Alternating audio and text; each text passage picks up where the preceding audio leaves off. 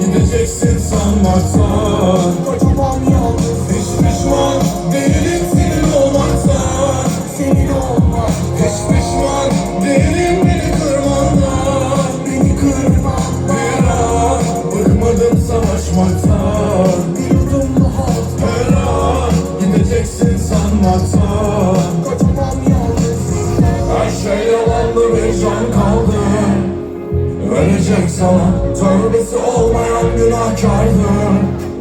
Yeri dolmayan hiç sanmıyorum atar mıydım? Adım adım hatırladım bir sen vardın beni bana mahkum edip bıraktın. Mum misali rüzgara sürecek. Umutlarımı gördün mü? Bir hayli yorgun düşecek. Kanatlarını kırmış özgürlük peşinde bir kuş gibi. Daha çok söz var da bir ruh gibi. Varlığın yokluğuna sevgili.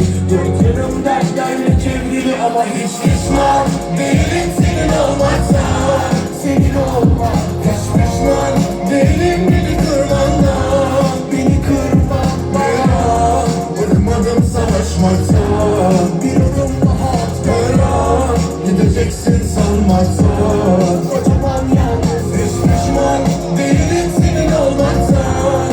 Senin olmak. Hiç pişman değilim beni kırmandan. Beni kırmak. Bir an bıkmadım savaşmaktan. Bir adım rahat. Her an gideceksin sanmaktan. Kocaman yalnız. Alkışlar sizlere gelsin. Çok teşekkürler.